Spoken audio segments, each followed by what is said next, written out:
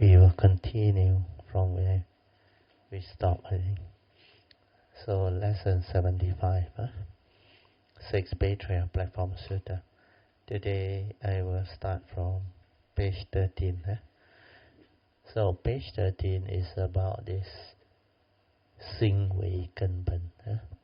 How you develop the meditation. You have to start from basic understanding of mind. Otherwise, you cannot develop the meditation. So this one is about a Zen story. It's about Bodhidharma. Okay, page 13, somewhere in the middle, second paragraph. In this Bodhidharma series, towards the end, it was very interesting. At first, the emperor invited Bodhidharma, and so Bodhidharma came to China. In the early years of China's civilization, they had expected the Dhamma master or ambassador from India to be very famous, to come with dignitaries and large followings. But when they saw Bodhidharma came alone, without any follower, without any grand entourage, the abbot and all those temple monks that were instructed by the emperor to receive him looked down upon him. They had some misunderstanding, but Bodhidharma was not affected. Actually, the most prominent thing was he was walking without a shoe. That's why they couldn't understand. How can a famous Dhamma master from India be so simple and without any air at all? So the Chinese culture is so different. They expected something else. But this one is a Zen master, Dhamma teacher, Dhamma master. So the quality is different. That's why they couldn't understand. Then one day they decided to have a 3-day and 3-night session of silent sitting meditation. So this is the typical Zen practice. The abbot and 3 of his senior monks went in. Bodhidharma was around, so he also went in. They make this ruling. They were supposed to cultivate this silent meditation, so nobody should speak.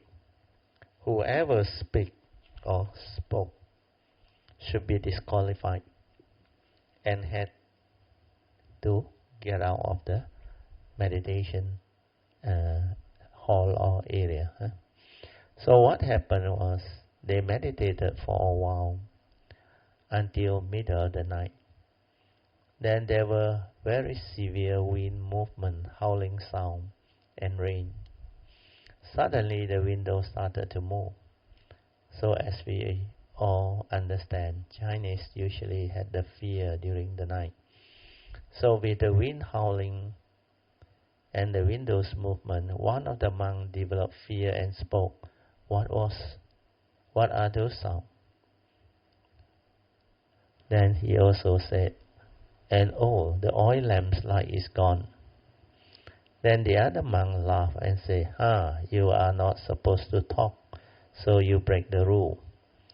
The other monk said, I'm the only one that didn't talk. Then the abbot said, you all broke the rules. So everybody broke the rule except Bodhidharma, because only Bodhidharma didn't say anything. Then there was this glazeware where they used to cover the Chinese teacup. He used the glazeware to make some grinding sound on the table. Means he grind it against the table. Then when they heard him doing that, they asked Bodhidharma, what are you doing? This part is very interesting. They asked Bodhidharma, what are you doing? Then Bodhidharma asked back, what are you doing? Can you understand? Of course they want to know why Bodhidharma used the glazeware to grind against the table. Then Bodhidharma actually gave them a hint, asked them back, what are you doing? They are supposed to meditating, but they are doing something else which is totally not related to meditating. That they don't understand what is meditation.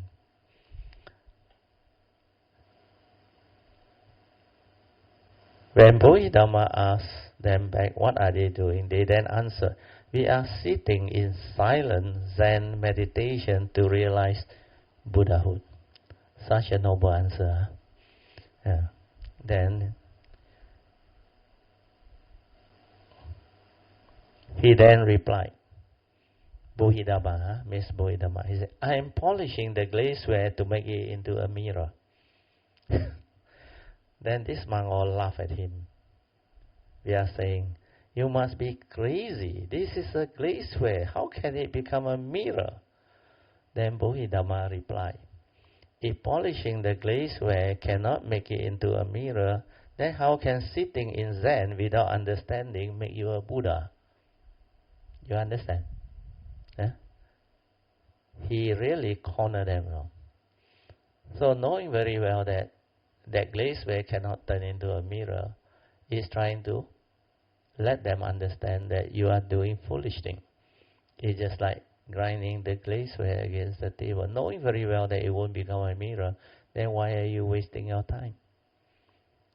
So in the same manner, Bodhidharma told them, you think by sitting the way you sit without understanding you can become the Buddha? There is no way.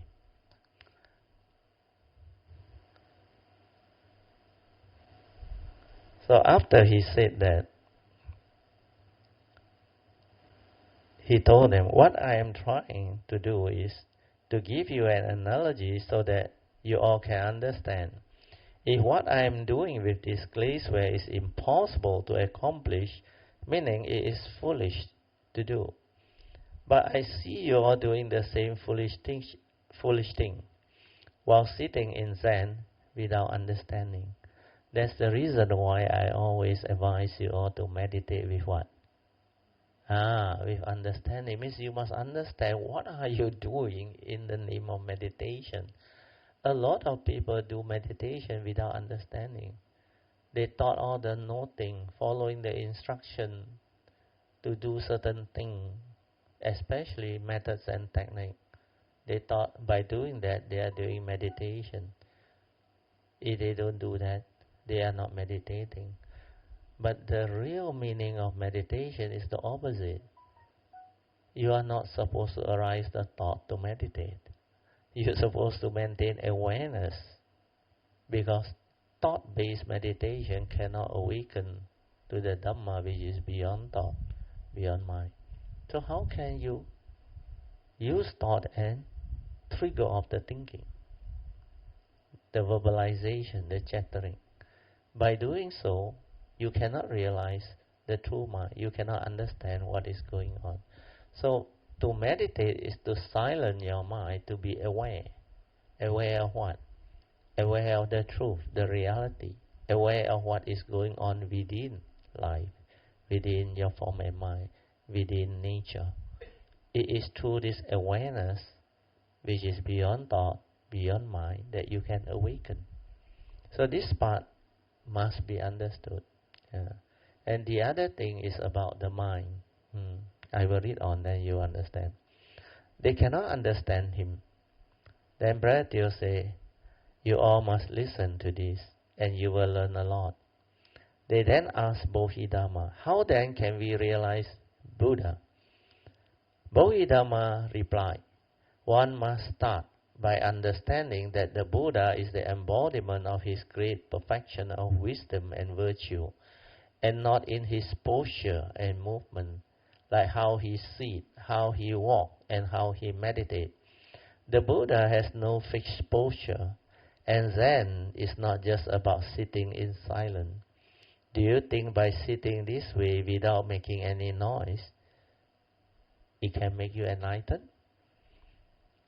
He said enlightenment is not about the form Dhamma, not about sitting, not about not talking, and all those gullible so-called Zen practices. Means at the form level. That's why we call it the form Dhamma. Enlightenment is an understanding. a wisdom to be realized by the wise, each for themselves, and that the self-nature or true nature is to be awakened to via the direct seeing with the silent mind.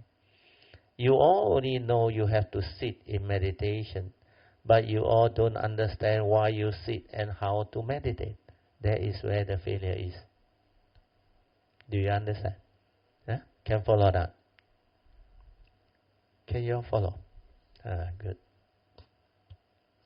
So this part is very useful, very important.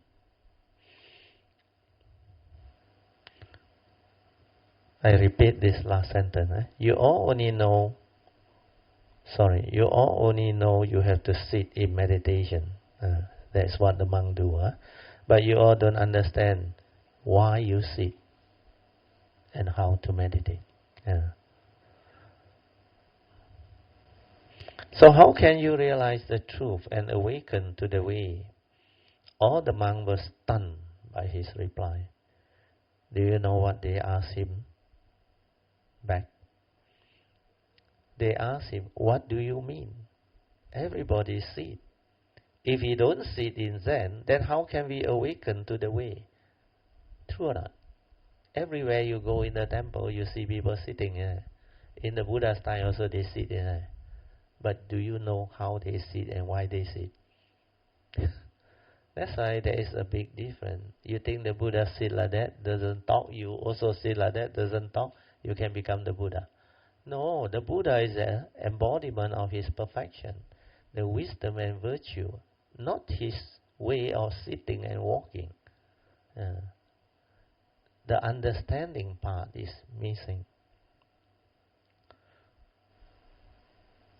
So after he said that, Bodhidharma replied.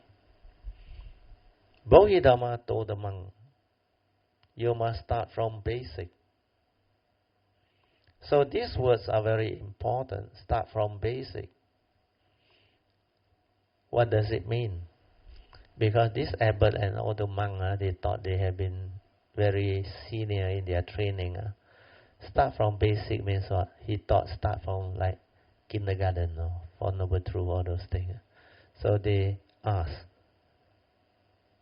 do you know what the monk response were? The monk thought it means to start as a samanera, doing all those basic preliminary practices.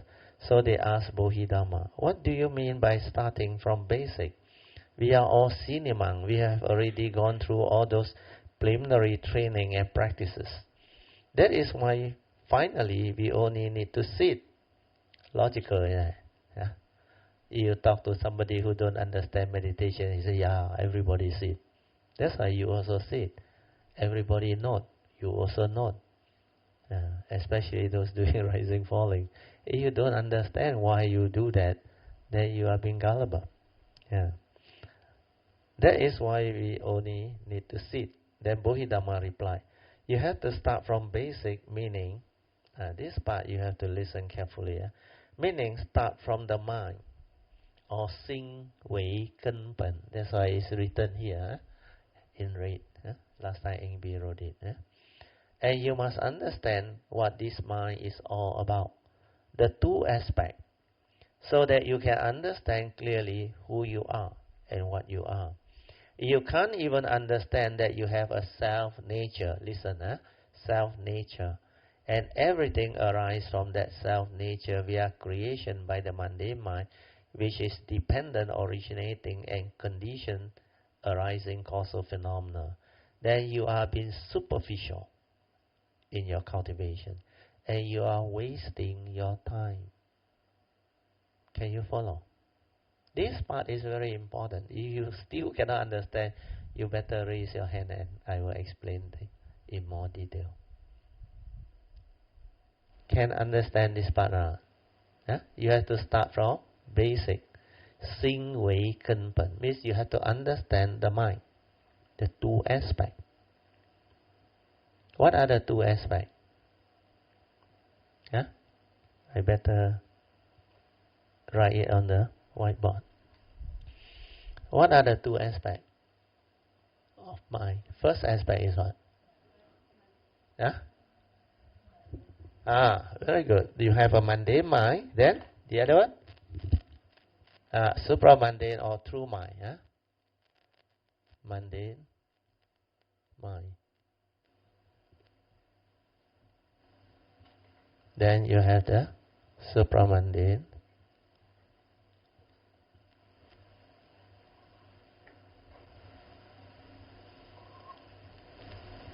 or true mind. This one, sometimes they also call it the self nature. Your nature within. So this one, sometimes they call it the self nature or your true nature. And some people call it the Buddha nature.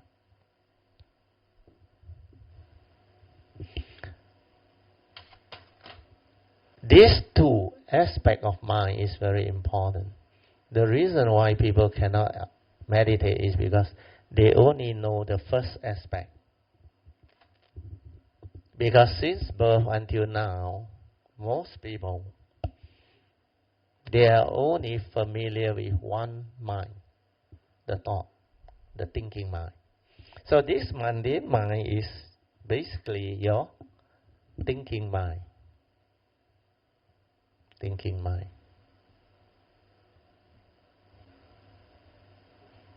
And this thinking mind is dependent originating, condition arising. Without condition, it cannot arise.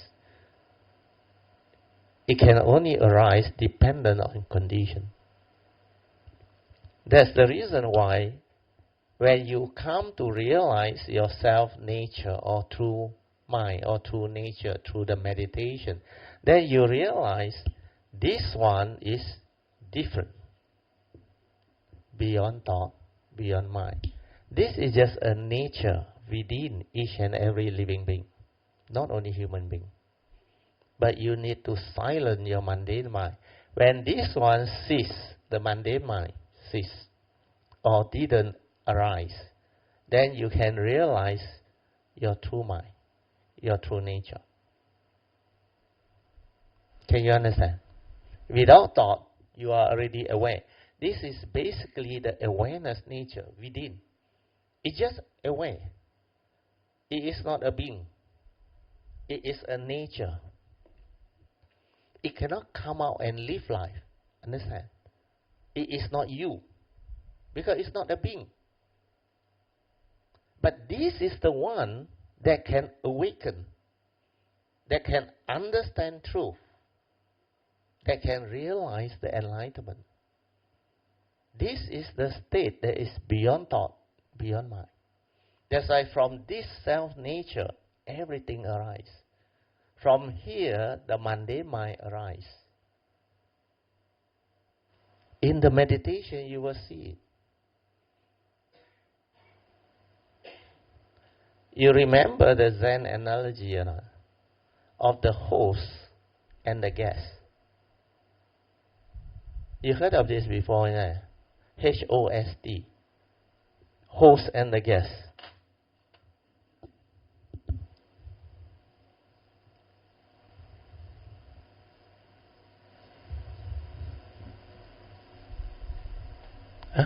Spelling wrong, S-T,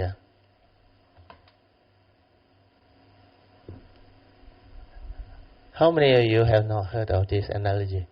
This is a very good analogy. You go to the hotel. What do?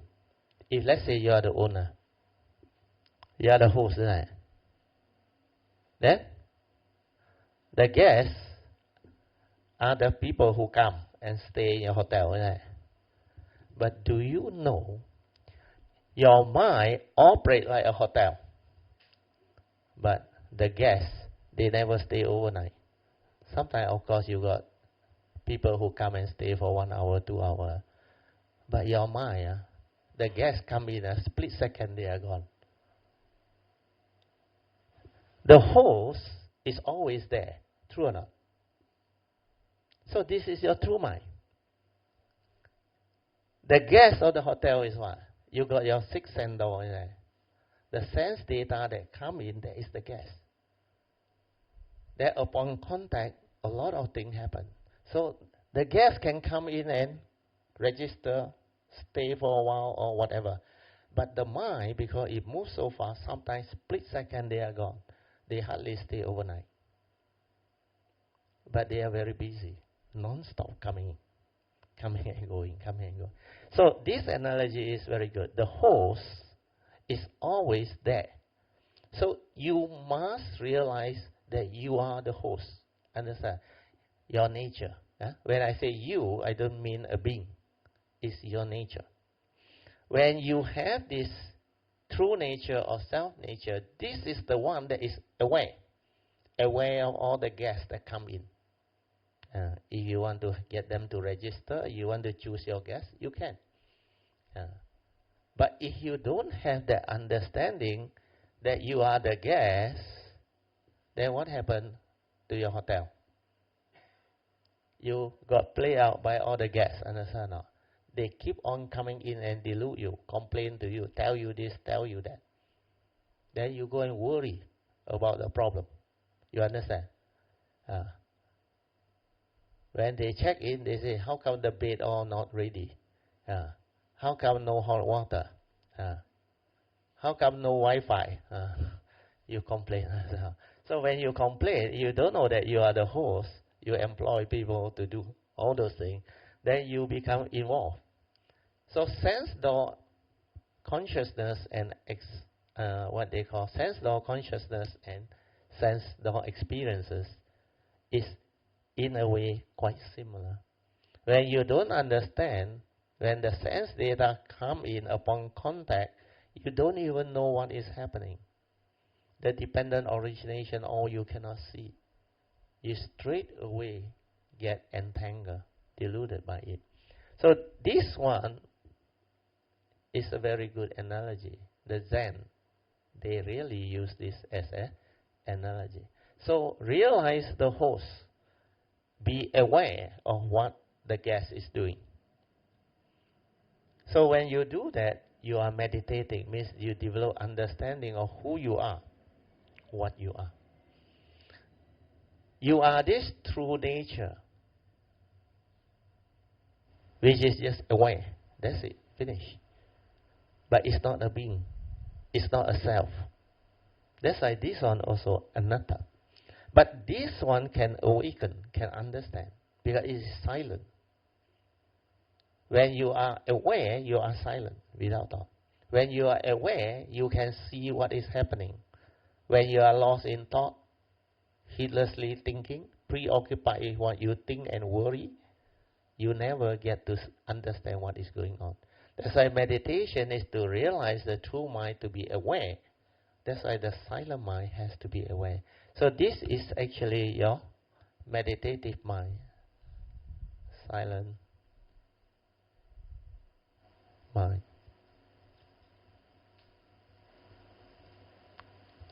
Meditative mind.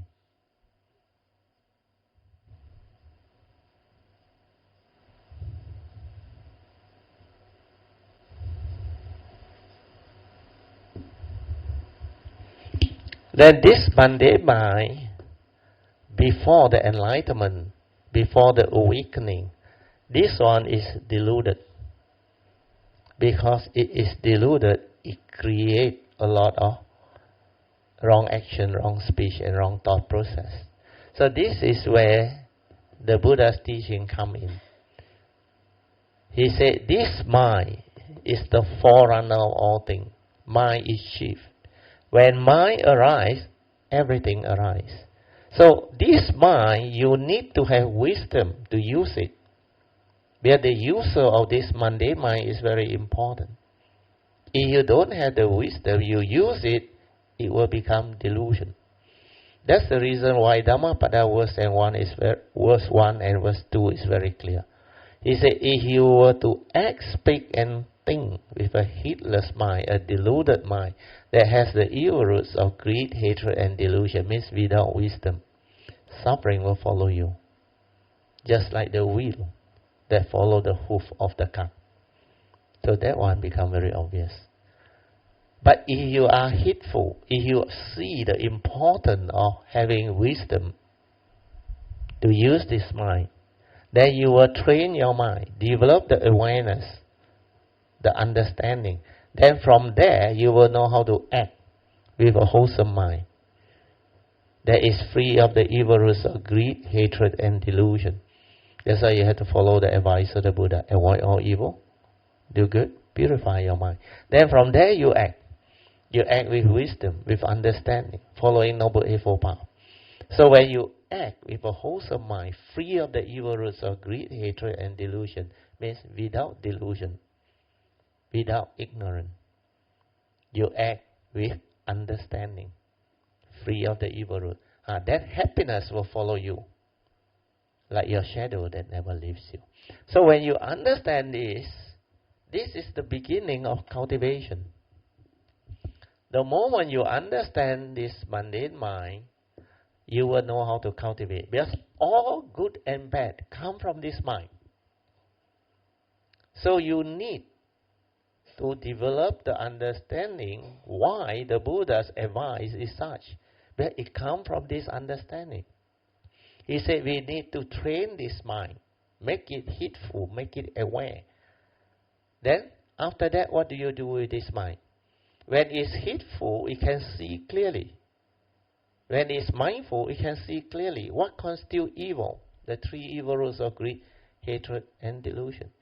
That's why the Buddha said you have to avoid all evil. And how do you avoid? The Buddha prescribed the 5 precepts. Because the moment you violate the precept, they constitute major evil. Take for example the first precept. Panatipata veramani sikkhapadang samadhi yami. What does it mean? We undertake the training rule to abstain from killing and causing harm to fellow living beings. Training rule means we use mindfulness and awareness to be aware so that we don't violate this precept. We train ourselves to be mindful, to be heedful, so that we don't violate this precept. Then we inquire, who killed? Who harmed? What type of people do that? Either you are very angry, very violent, very selfish, or you are hell or deluded. Understand? That's why the 3 evil roots are there. They constitute major evil. That's why you have to keep that precept. It is from there that the Buddha's advice come to be. This mundane mind, you must give it the right understanding, train it, so that it won't create negative karma, major evil. That's why precept is number 1, sila. Without precept, your life will be entangled, and you cannot meditate successfully, because the karmic obstruction, karmic negativity, the mental hindrance, they will come and haunt you. The moment you keep your precept, you are in line. You will have the condition to have good mind state, good karmic support to develop the meditation. That's why without sila, samadhi cannot take root. There is a brown book that we did the transcript. It's based on a talk in Klang. I think House Dana by Nancy and Sia. Nancy did the transcript, the draft transcript. Essential Dhamma, the brown book, Essential Dhamma as taught by the Buddha, is very clearly written there. And that book is very good. It teaches you about mindfulness, everything. And it explains to you all these things, the essential Dhamma. So with this understanding, now I go back to the book, you will understand very easily the 2 aspects of mind.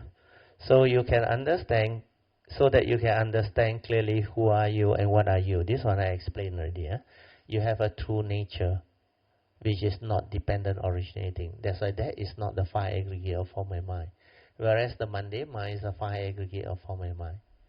And that aspect is what the living being is all about, the 2 aspects. So the 5 aggregate also have 2 aspects. So that five aggregate, that is dependent originating. That is subject to karma. That one exists.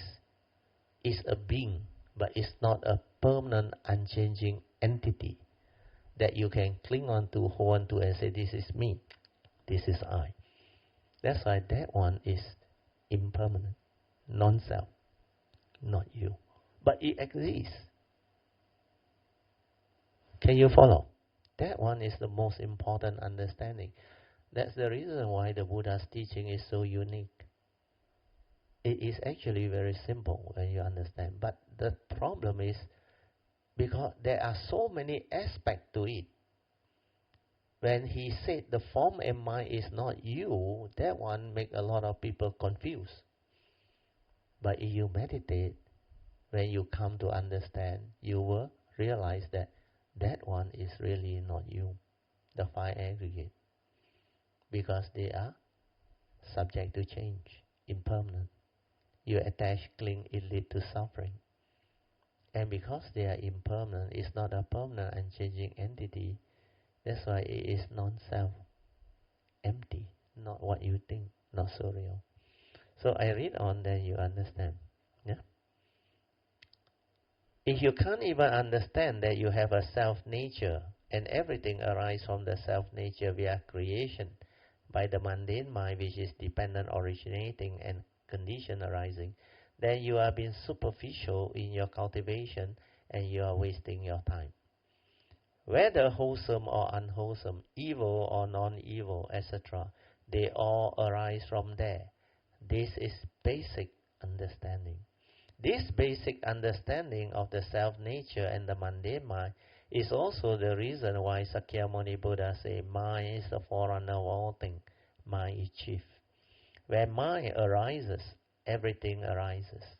Hence, good and bad, wholesome and unwholesome, etc., they all arise via the mundane mind's creation.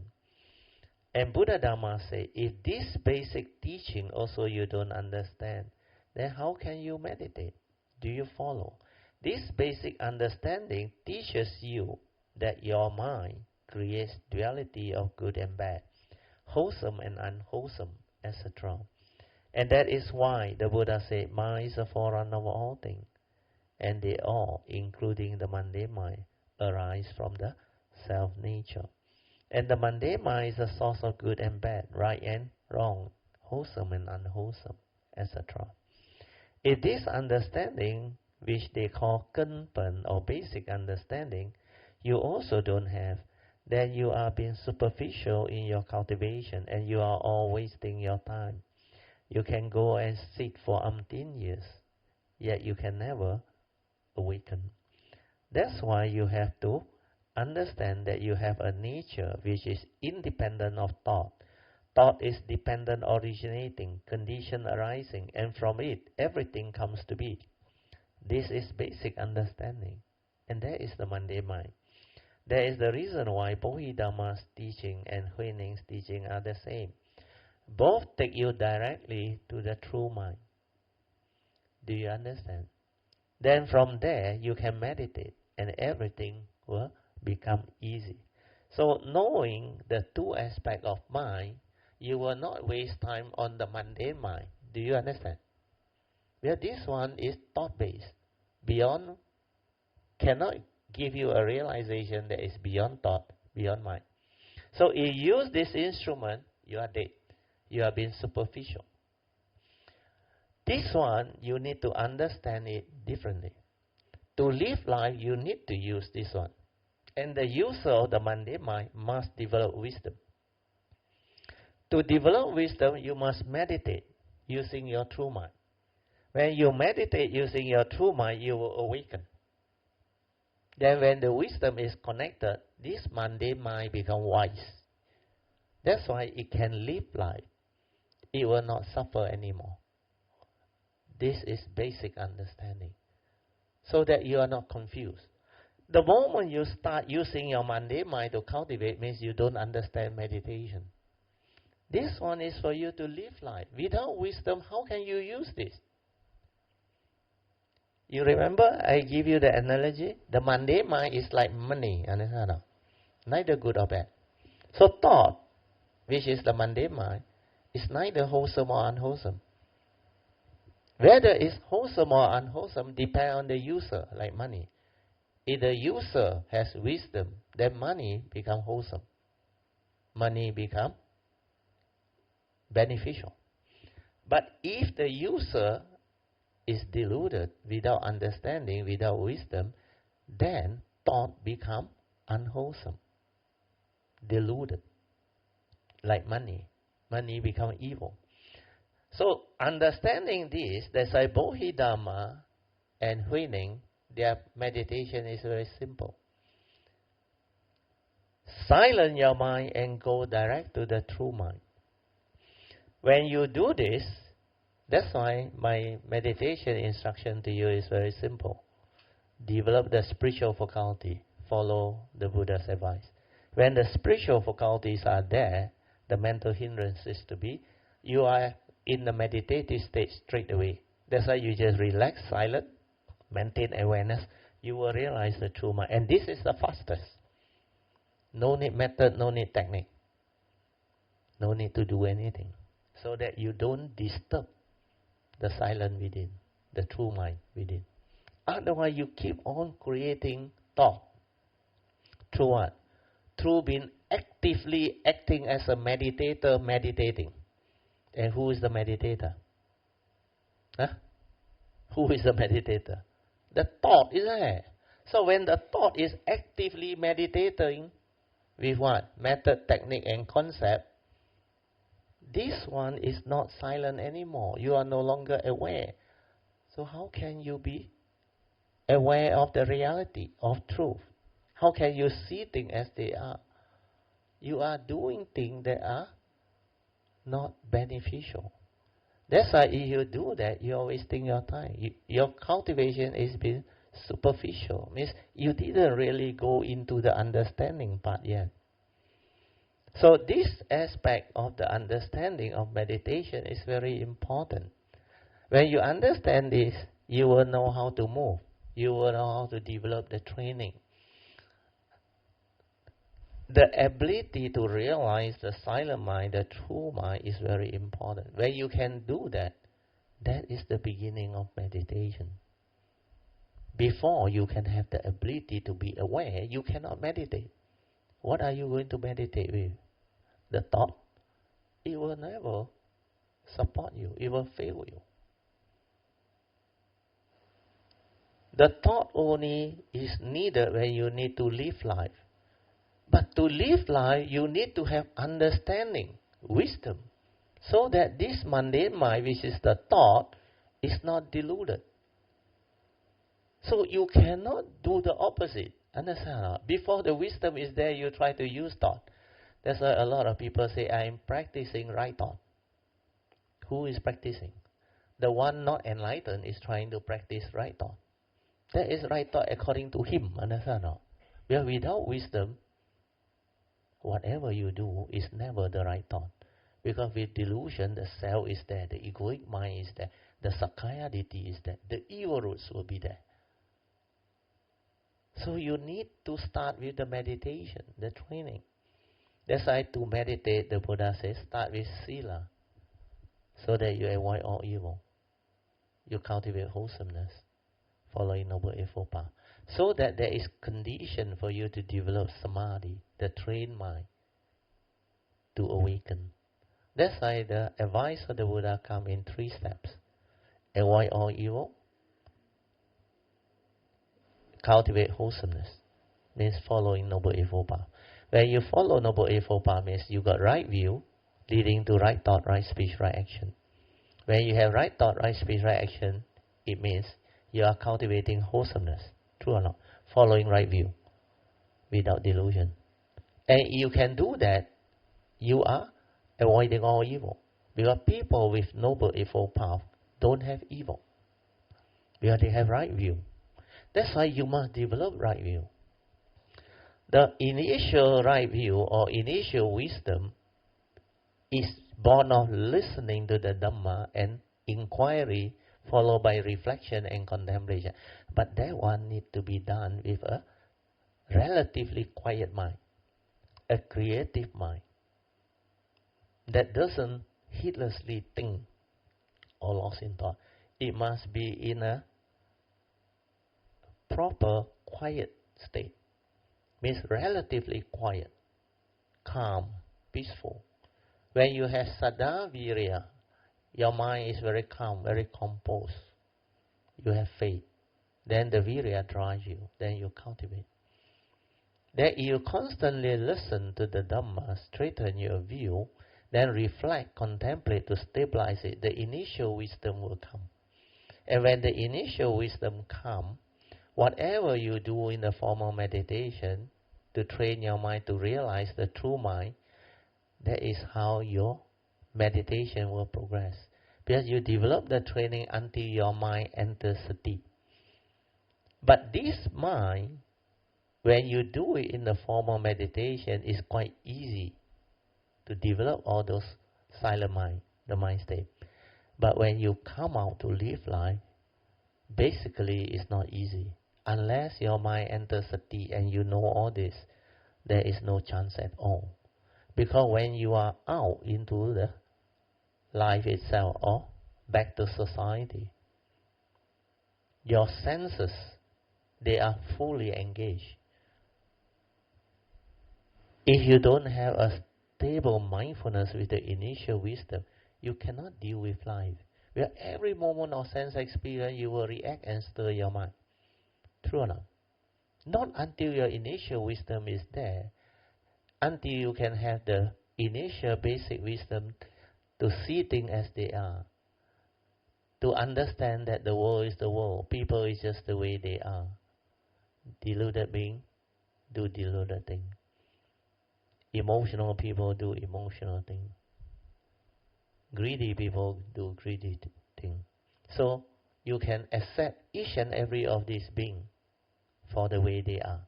So you can accept them for what they are.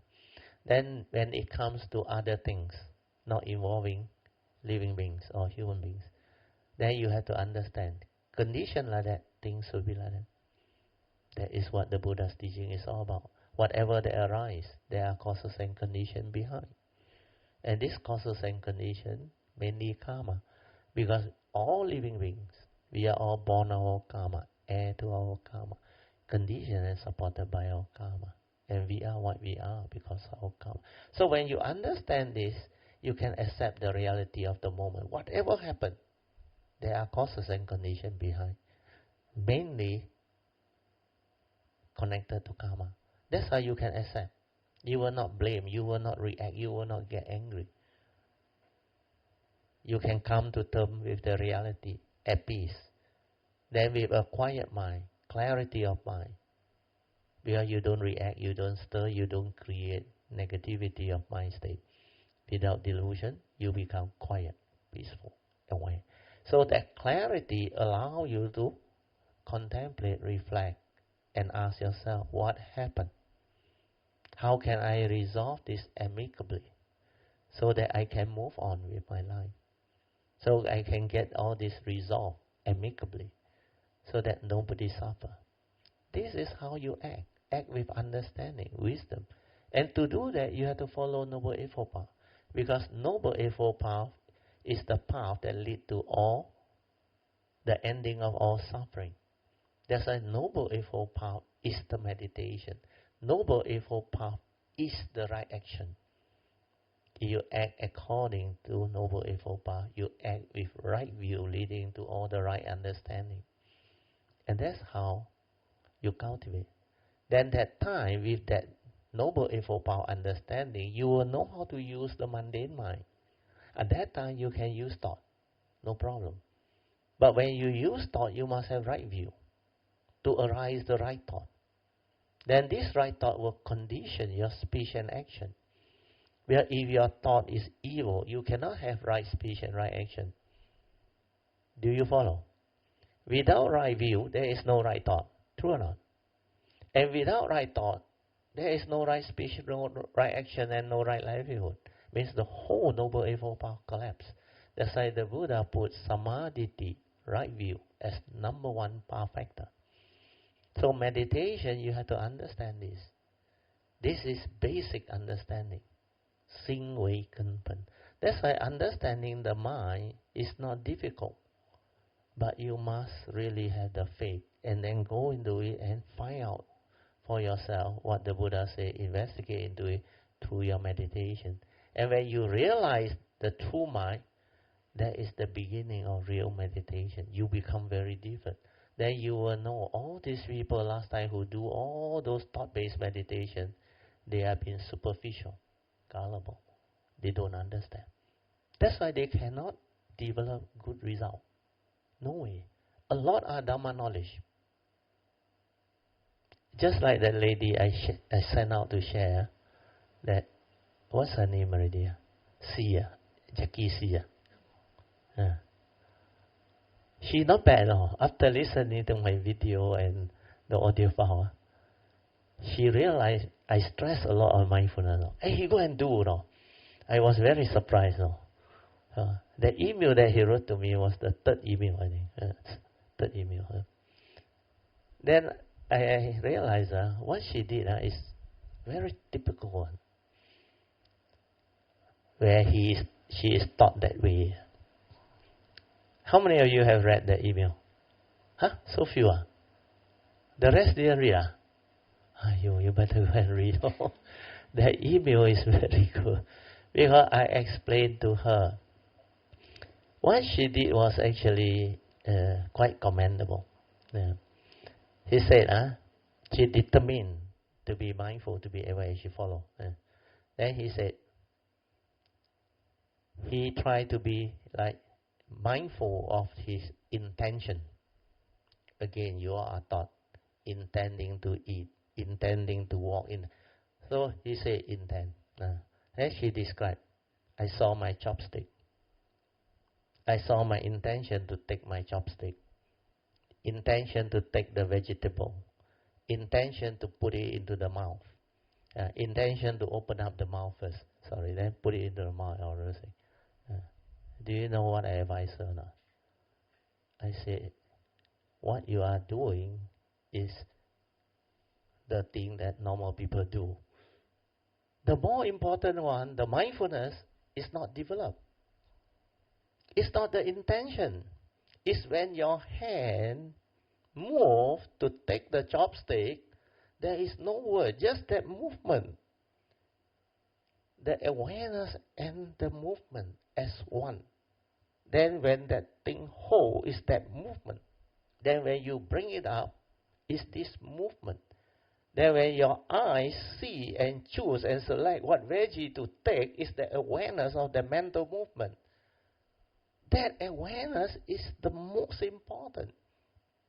And she is not taught in that field, in that training. I say even when you open your mouth to receive the food, you should be aware of this movement. Understand? That's why you choose aware. All action, all movement in the present moment. That is sati sampajana. Not the intending to do this, intending to do. Then you miss out on the whole cultivation of sati. Sati is without word.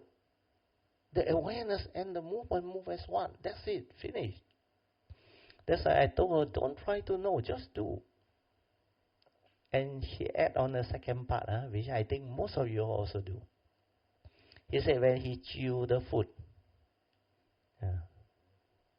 he was aware of the pleasant sensation of the food.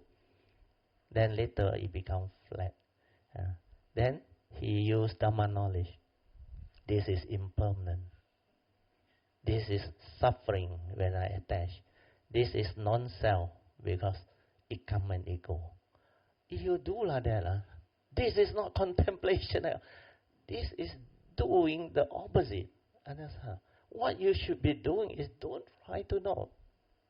Chew mindfully with awareness. Don't allow the word and the knowledge to come in and interfere. That is your knowledge telling you. And that is not contemplation. The contemplation you can do after you realize with the mindfulness and the awareness. When you just be aware, there is no word. then the understanding will come. Then when the understanding comes, you can link back to your knowledge. Then you will realize, this is very likely what the Buddha meant. But before you even develop the silent mind, the awareness to understand what is going on, straight away the knowledge comes in. Pleasant feeling, unpleasant feeling, duality and all those things. That's where people go wrong. So I say you have to silence your mind and just do, don't try to know. Then the understanding will come from that silent mind.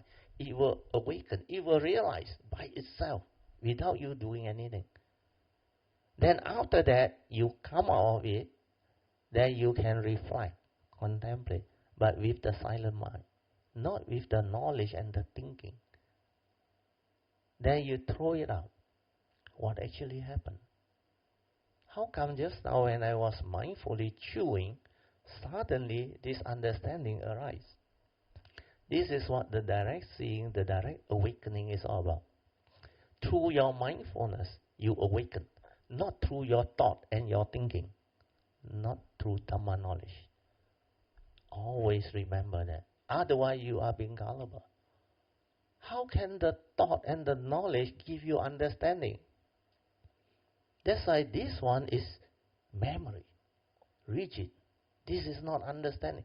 Understanding is when you understand, everything is understood, no more question. Where you see truth, the reality, and you awaken to it.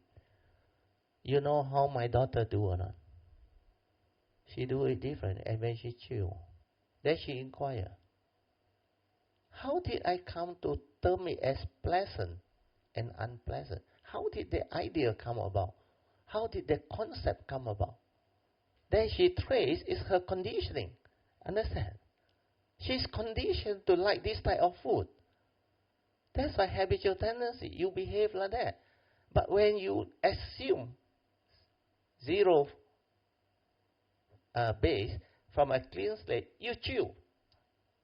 Do you know when you chew the rice, even plain rice without veggie, towards the end, what is it? Because that is carbohydrate. Your saliva is an enzyme, break down the food. Sweet, I tell you. That's why the actual thing is so different. When you do it, when that thing come out, it's a totally different thing from what people tell you through knowledge. That's why a lot of things you have to develop the silent mind, the mindfulness, until it is a part of you. Then you can see a lot of things that you never see before. Your mind become very sensitive. The slightest movement inside, like and dislike, stirring or wanting to stir, is already aware. And the yoniso manasikara, the initial wisdom, will straight away come and prompt you. This is attachment. This is craving. This is movement. From the pure feeling, it has a reason. Like and dislike, pleasant and think it's just the way it is. No word, no concept. Where got like, where got dislike? It's your personal conditioning that give rise to this duality. There is a sensation, yes. But how did it become like and dislike? Pleasant and unpleasant. Then you understand. When there is condition to experience, you will experience. Then things is just the way it is. That's why you can have good mind state, pleasant mind state, no harm. As long as you understand what they are. They are dependent originating, condition arising. So when condition is there for me to have good food, I eat. That's it. Finish. When there is no condition, there is no suffering. Nothing. You understand. When I need to drink, when I am thirsty, I will drink. I will not be subject to all the rules and the taboo. Hey, you cannot. No. This is craving. No. You must wait till you finish your whatever dhamma only you can drink. No. Wow, like that. You follow that. I will not follow that. Because my body, I understand. When I need, there is a need. And where there is condition to have, I will drink. So all this, you need to develop understanding. So that part, If you have not read the email, you go back and read. It will help you. That's why simple cultivation like daily mindfulness or mindfulness, if you don't have the understanding, you will do it completely wrong. That's why understanding is very important. So now I read on, it will become a lot clearer. I just read the last sentence. This is the reason why Bodhidharma and Huineng's teaching are the same. Both take you directly to the true mind, no thought. Do you understand? Then from there you can meditate and everything will become clear. That's what meditation is. After that, the monks started to respect him. They started to listen to him. Then Bodhidharma started to teach them. Then even the abbot started to develop the real cultivation and understanding. And towards the end, just before Bodhidharma decided to go back to India, he gathered them. I can't remember how many of them. Was it 10 or 6 at that time? I really cannot remember. I think maybe 6 of them. Before Bodhidharma left for India, he called them together and sat down with them. According to that video, if I'm not wrong, there were 4 or 5 of them, become less. So he asked each and every one of them, what have they learned? Like now I ask you, what have you learned? Then Huineng say, after my passing away, Bodhidharma, sorry, thanks for the correction, Amy, thanks. After my passing away, Bodhidharma say, you all should go each in different direction to teach. The Buddha also told the 5 ascetics, go different direction. You all should know what you are supposed to teach and how to teach. So I want to hear from each and every one of you what you have learned from me thus far. So one by one they started to say something. You can go and read the Sutra or watch the video. It is very interesting. The first monk said something very simple regarding non-attachment to words and concept of Dhamma. So this one is like using Dhamma, understand? So Bodhidharma said, you only learn the superficial Dhamma. You understand? He quote the Dhamma. But he didn't went in, he didn't do the real meditation. So he said, you only learn superficial Dhamma, which means like the surface, the skin, very superficial. Then the next monk said something concerning contentment, born of the direct seeing and awakening. So to this second monk, Bodhidharma said, you have received the flesh. The third monk went deeper. He talked about impermanence. Everything is unreal, including the 4 elements, space, etc. are unreal and empty, and everything is dependent originating, and that the entire 6 sense door consciousness are empty and unreal. So this one really investigated, really went in. He did the Satipatthana and all those things. So after that, he talks about the unreality of the form and mind, touching on the deeper and more profound aspect of Dhamma. To this, he said, you have received my bone, or something to that effect. And there is another one. This one talk about empty nature of all things. Everything is impermanent, everything is unreal, and everything is dependent on you. Very complete. He said, you are not bad. I don't know what analogy he used, but he said, you have received beyond the bone. So you receive quite a bit. But the last one is the best. The last one is the Huike. Huike inherited from Bodhidharma and become the second patriarch of China. The future second patriarch, whom he passed the insignia robe and alms bowl to. Before he passed it to him, he asked Huike, what have you learned? Do you know what was the response? What did Huike say? He didn't do anything. He just paid respect. I read to you. Do you know what Huike did? You all don't know what he did. He didn't do anything. He just got up and paid his respect to Bodhidharma. Then after that, everybody look around in disbelief. It is like he didn't learn anything. To those monks who don't understand, because he can't even express it out. But the real thing is, he has realized what Bodhidharma tried to teach him. So Bodhidharma said, that is it, that is it. You know what is the meaning or not? The truth cannot be spoken, isn't it? Do you understand? So how can you use word? You just go and pay respect means what? You have gratitude. You have understanding. That's why Bodhidharma also replied in such wise way. That is it. That is it. Suchness. Understand? No need to talk. No need to say anything. So next time I ask you to report, you come pay respect. Then you go back.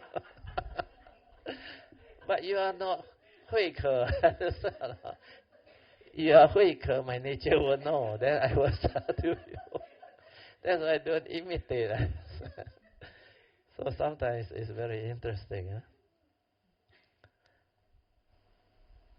That is it. That is it. Because the realization that one has learned and awakened to cannot be expressed in word. Do you understand? Whatever that can be expressed in word is just Dhamma. Understand? The Buddha has to teach the Dhamma using what? Words and concept. But what he has realized is beyond thought, beyond mind. That's why that Dhamma is existential world. You need words. You need teaching. That's why in the Heart Sutta is mentioned, in true emptiness, there is no Four Noble Truth. No one born, no one die, no one sick, no one even get old. So all this is very, very clear. No one attain to. Because in true emptiness is the unconditioned. All this that the Buddha teach, the Four Noble Truth, old age, sickness and death, all this pertain to the existential world, mundane world, condition arising world. In the condition arising world, yes, everything exists. Karma exists. Form and mind exist. Five aggregate exists. But it's not a permanent, unchanging entity, subject to karma. That's why the enlightened disciple of the Buddha, they got four great qualities. One of them is what? Of what conduct? Of righteous conduct. Dutiful conduct. They do their duty where they know the law of karma. Just now we chant Supatipanno. So the four are of good conduct, of right conduct, means righteous conduct, good conduct. Then wise conduct. The last one is dutiful conduct. So Samichi. So all these four is very beautiful. First one is Supatipanno. Then second one? Ujupatipanno. First one is of good conduct, then of right conduct. Third one, Jnana. Nyaya Patipanno, of wise conduct. The last one is Samichi Patipanno. That one is of dutiful conduct. Not beautiful, dutiful. You do your duty.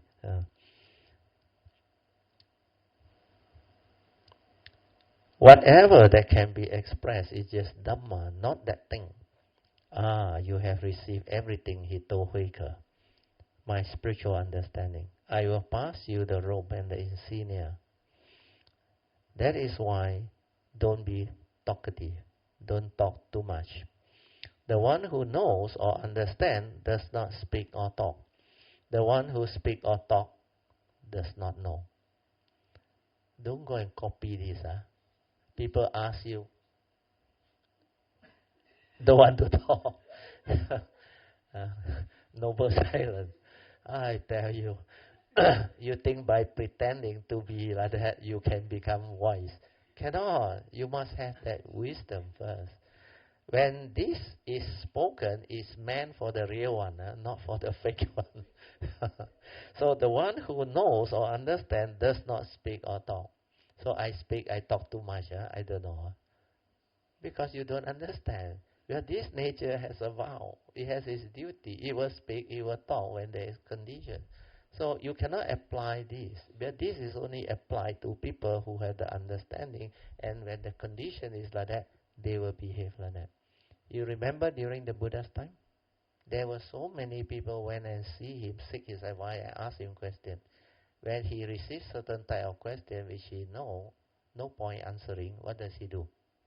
He maintain? He doesn't want to say anything. Then it's up to you to comment. Because no point. Where he realized with his wisdom, if he were to say anything, this guy with his views and conditioning is going to create karmic negativity. So it's out of love and compassion for him, that's why he remains silent. Because his view is so strong. And he is coming and asking you a question about right and wrong. You will never answer, because no point. The purpose of sharing is not to argue, not to have right or wrong. Where duality will create conflict, misunderstanding, argument. No point. Most important is to assimilate the truth, to share, then respect them for what they are, and they respect you for what you are. So no right, no wrong. Whatever you cannot understand, have an open mind.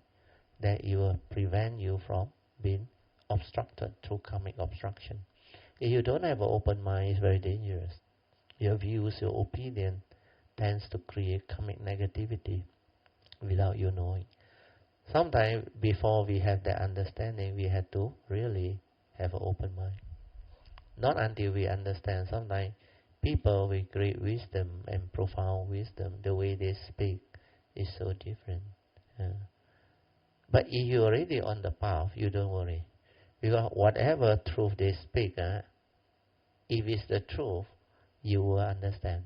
But you may not comprehend what he say initially.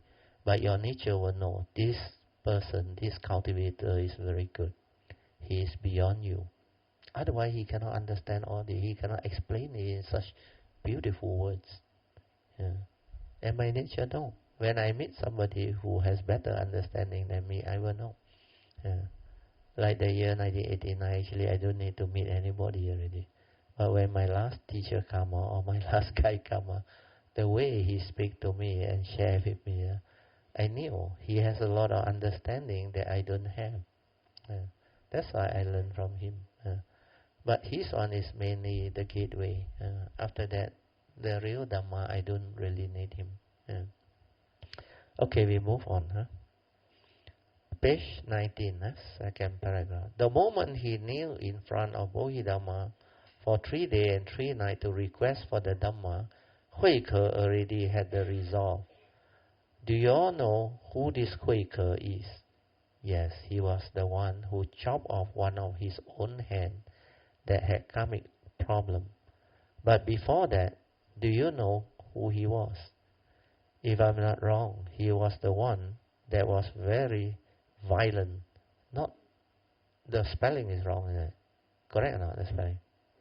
Correct, Violent, yeah. And hot temper. Do you remember him? He whacked 2 of the tooth out of Bodhidharma's mouth. This is the guy.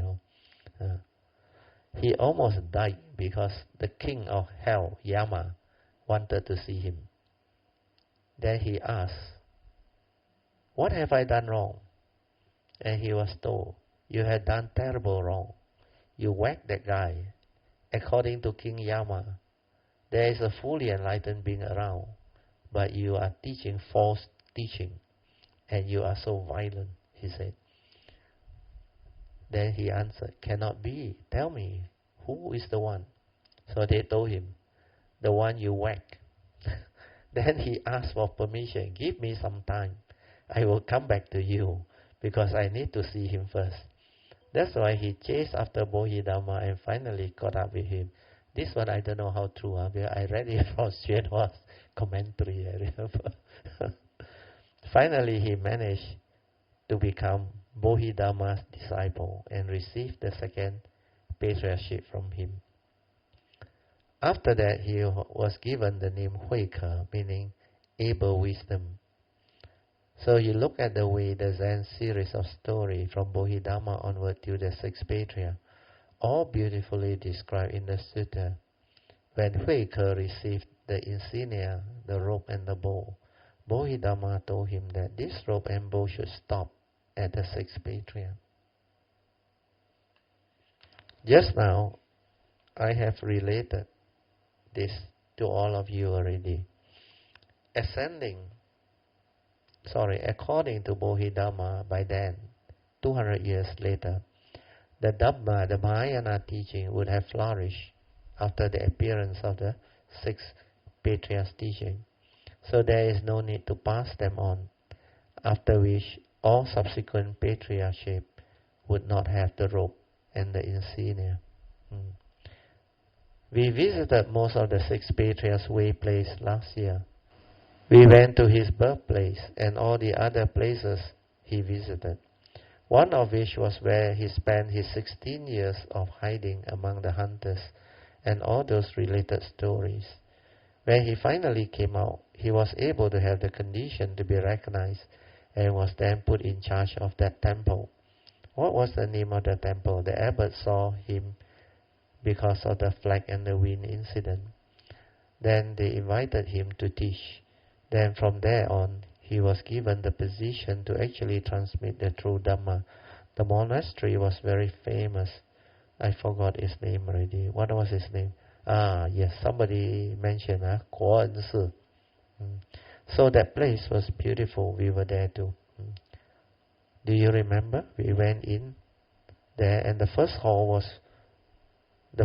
we visited was Fa Hai and Shen Hui. Yeah. So these two are the first and the youngest disciple. Shen Hui is the youngest. Yeah. Fa Hai is the most senior. Shen Hui is the youngest disciple. Fa Hai is the chief disciple. Then there was a drum like the Tibetan one, where rotate one, which is very big, where we turn it around. But whatever it is, all these were meant to be. All these were very beautiful, and we managed to visit almost all the sacred places. And we even managed to meet up with some very good monks too. Then one of those monks even took us to the place where the relics was. He helped lead us to chant, like what we all did. Rao Fo. As we mindfully walk around the relics, he took us to do the Rao for 3 rounds. The monk was very good, so the conditions were very beautiful. That was why it was like meant to be. The trip was very wholesome and very beautiful. So all these are conditions to let you understand. I just want to repeat this part so that you all may recall that beautiful spiritual trip.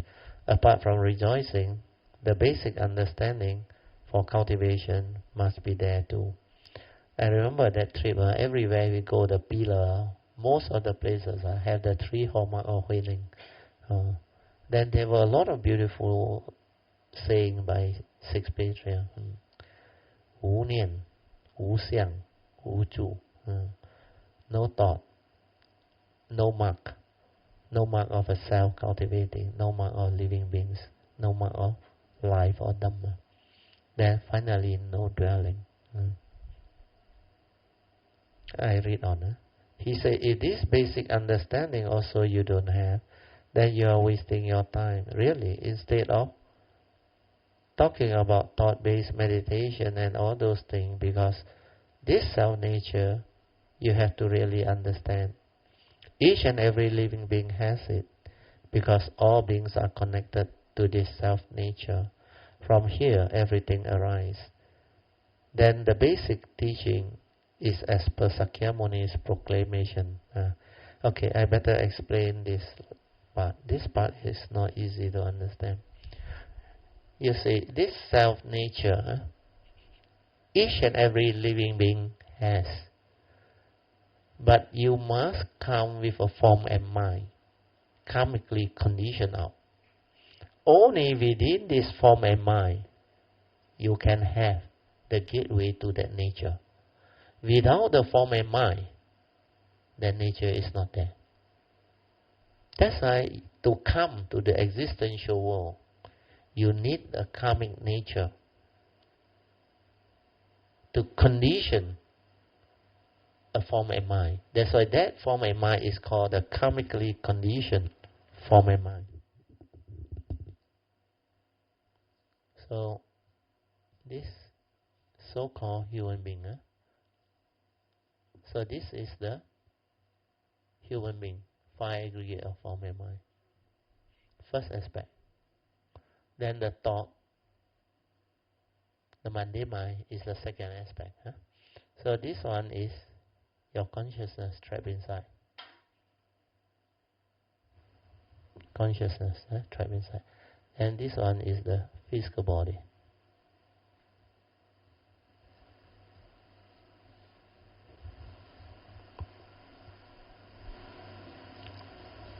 So to come to this existential world, you need this form and mind. Five aggregates of form and mind.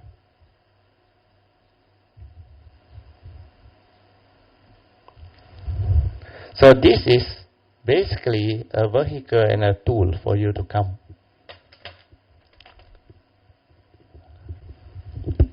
So this one is basically a vehicle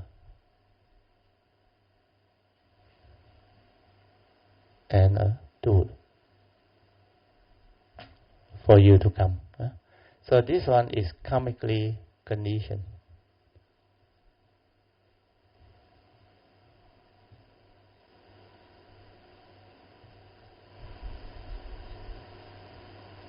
Condition.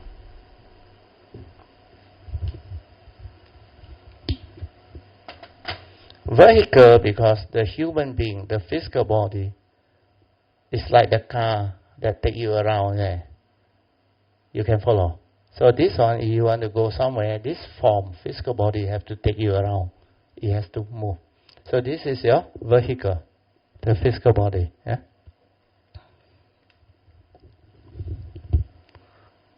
So this is the vehicle, physical body. Then the mind,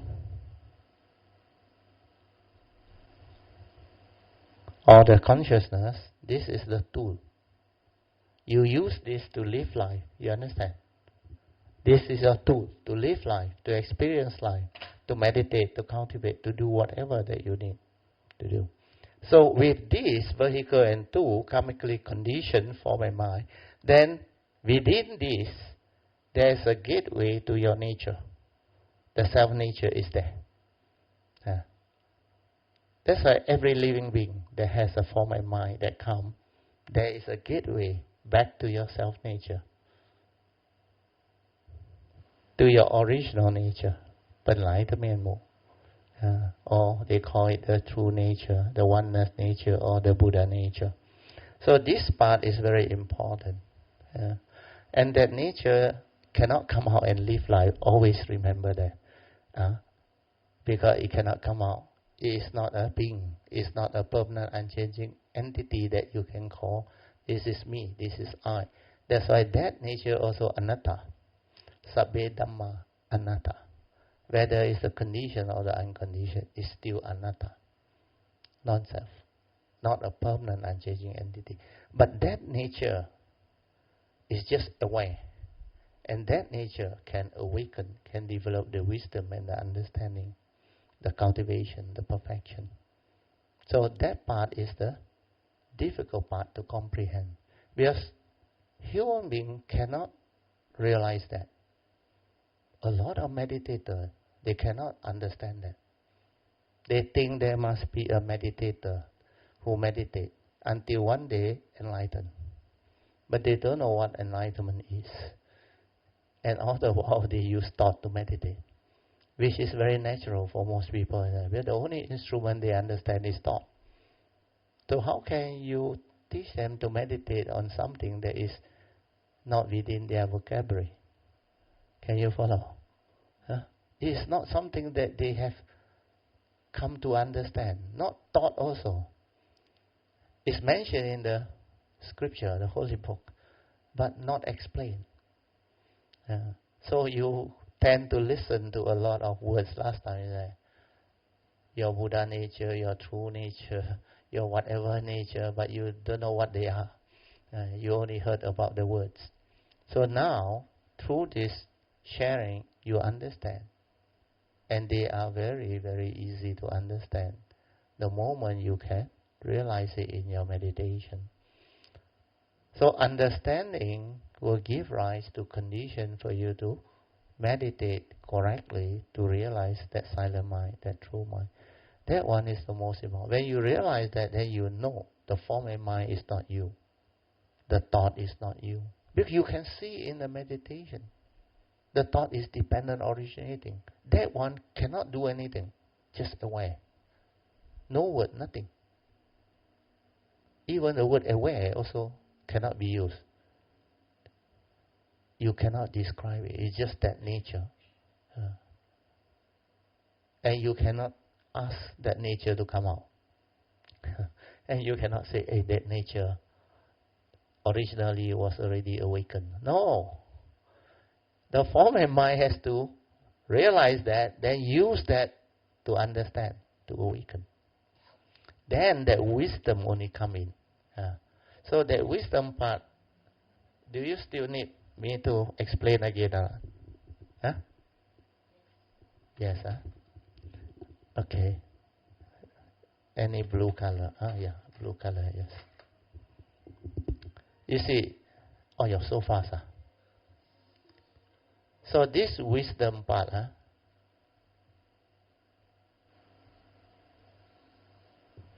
when you are born into this world, it is not there. Even Sakyamuni, before, underneath the Bodhi tree, when he connect, this wisdom is not there yet. But he inherit his past karma, his past understanding. But the spiritual understanding, spiritual nature, he will only inherit when he was underneath the Bodhi tree, when he connect to his true nature. When he realized his gateway, then he inherit from the spiritual nature. Then after that, this wisdom come out. This wisdom you can term it as Samugayakaya. You understand? The spiritual understanding. So this part is spiritual understanding.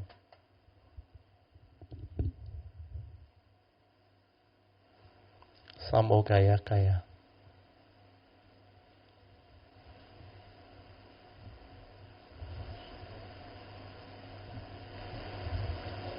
Spiritual understanding. This one you can only inherit from your spiritual nature. This wisdom initially was not there. But the moment you awaken through meditating from the true mind, the true nature or the self-nature, when you awaken, this wisdom comes about. That you have cultivated before from the past, you will also inherit all your past cultivation. Very fast, you will inherit. And when you inherit, this past cultivation is your spiritual nature that you have perfected. You can say this is your Sambhogayakaya. Everyone who has gone that way, the Bodhisattva way, will have that. But to what extent depends on your cultivation. So this wisdom, the moment it arrives, it will never disappear. It will follow this form and mind. But this form and mind realizes it, awaken to it. Then immediately the wisdom is there. This form and mind no longer deluded. Do you understand? Because of this wisdom. You can say this fellow is enlightened. The five aggregate of form and mind. But this is not you, understand? But this one is dependent originating. What are the three conditions that supported is arising? What are they? The karmic force. Understand? Then, second one, the rebirth consciousness. Understand? The consciousness inside. Then the third one is the physical body from your parent. You understand? So these three, when it come together, it will animate into a human being or a living being. Then from the simple sperm and ovum, you subdivide. until don't know how many weeks. When the heart, the organ is formed, then only the heartbeat come in, the karmic force come in. Yeah. Then from then onward, this one become a fully developed form and mind, yeah, with all the senses intact, but it's still in the womb until it's born. Yeah. So this part is what I need to share with you all. Okay, I think we stop here. Sadhu, sadhu, sadhu. Yeah.